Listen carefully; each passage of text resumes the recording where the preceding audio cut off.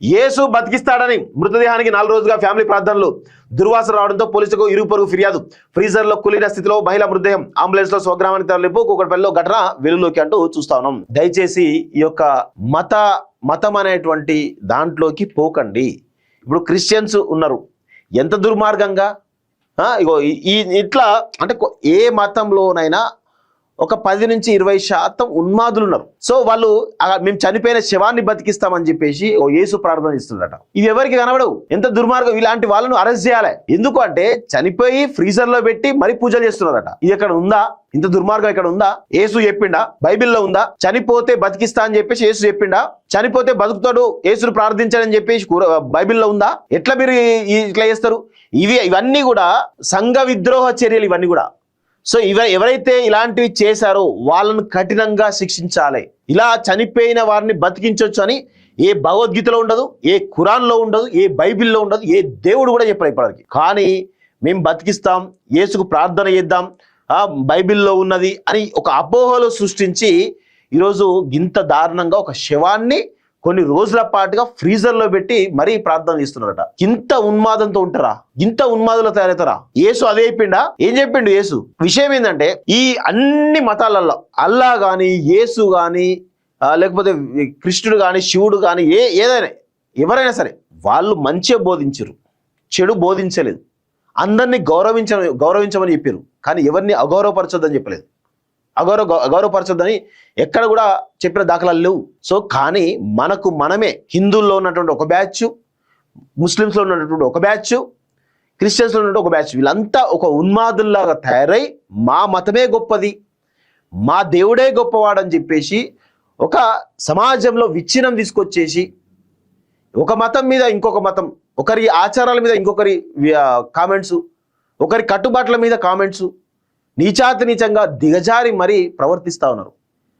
దేవుళ్ళందరూ కూడా ఒక్కటే, ప్రతి దేవుడు కూడా అందరికీ చెప్పింది ఒకటే, మానవత్వంతో ఉండాలి, ఎదుటి వారిని గౌరవించాలి, ధర్మంతో ఉండాలి. సో మన సమాజంలో ఉన్నటువంటి వాళ్ళ కోసం మనం పాటుపడాలని చెప్పేసి చెప్తారు ప్రతి దేవుడు కూడా.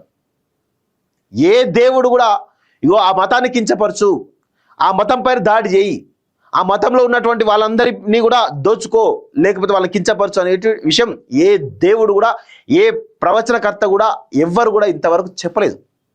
ప్రతి ఒక్కరు కూడా గౌరవించమని చెప్పారు. కానీ ఈరోజు అన్ని మతాలలో కూడా కొంతమంది తయారై సమాజాన్ని ఈరోజు ఒక అలజడి చేయాలని చెప్పేసి పెద్ద ఎత్తున ట్రై చేస్తాను. దయచేసి అలాంటి ఉన్మాదుల పట్ల, అలాంటి మూకల పట్ల దయచేసి ప్రజలందరూ కూడా అప్రమత్తంగా ఉండాల్సినటువంటి అవసరం అయితే ఉంది. సో ఎంత దారుణంగా చూడండి, ఒకసారి చదువుదాం. కుళ్ళిన ఇట్లా చేస్తే క్రిస్టియన్ మతం మీద గౌరవం వస్తుందా? గౌరవం పోతుంది. సో అందుకే ఈ క్రిస్టియన్ వాళ్ళు కూడా ఆలోచించాలి. సో చనిపోయిన మహిళను బతికించేందుకు ఒక కుటుంబం మృతదేహాన్ని ఇంట్లో ఉంచుకొని 4 రోజులుగా ప్రార్థన నిర్వహించినటువంటి వింత ఘటన వెలుగు చూసింది. గోదావరి జిల్లా కైకలూరుకు చెందినటువంటి యేసురత్నం భార్య శమంతకమని, కొడుకు జయరాం, కూతురు సునీత, శైలజతో కలిసి కూకట్పల్లి రామకృష్ణ కాలనీ శ్రీ సాయి భరద్వాజ్ అపార్ట్మెంట్ లో 3వ అంతస్తులో నివాసం ఉంటున్నారు. పోలీస్ శాఖలో ఎస్ఐగా పనిచేసినటువంటి యేసురత్నం కొన్నేళ్ల క్రితం వచ్చిందారు. యేసురత్నం భార్య శమంతకమని, కొడుకు, కూతుళ్ళు అదే ఇంట్లో నివాసం ఉంటున్నారు. 4 పదులు దాటినా ముగ్గురు వివాహం చేసుకోలేదు. శుక్రవారం శైలజ అనారోగ్యంతో రామదేవరావు ఆసుపత్రిలో చికిత్స పొందుతూ మృతి చెందింది.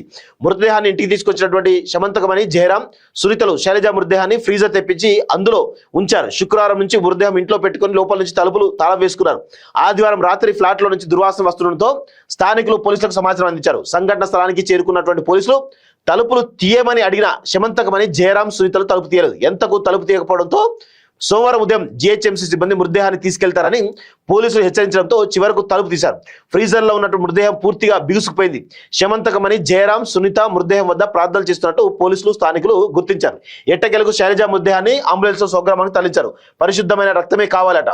శైలజ కొంతకాలంగా రామదేవరావు ఆసుపత్రిలో చికిత్స పొందుతుంది. శైలజకు రక్తహీనత కారణంగా రక్తం ఎక్కించాలని వైద్యులు చెప్పగా పరిశుద్ధమైన వ్యక్తుల రక్తం అయితేనే ఎక్కించాలని భీష్మించుకొని కూర్చున్నారని, శైలజకు రక్తం ఎక్కించేందుకు నిరాకరించినట్టు ఆసుపత్రి వర్గాలు తెలిపాయి.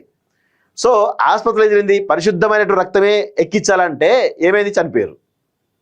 ఇట్లా ఉంటుంది. మొన్న ఏదో క్యాస్ట్ మీటింగ్లో కూడా మేము ఈ రక్తాన్ని ఎక్కించుకోవాలని చెప్పేసి మొత్తం భుజాలు గుద్దుకొని మరీ చెప్పారు. గట్లా ఉండేది వీళ్ళ యొక్క పరిస్థితి. తిరిగి ప్రాణం వస్తుందని ప్రార్థనలట.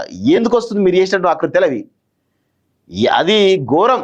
దయచేసి ఇలాంటి వాటి వల్ల ఈరోజు అన్ని మతాలకు సంబంధించి ఏవైతే ఉన్నాయో ఆ మతాల యొక్క పరువు పోతా ఉంది.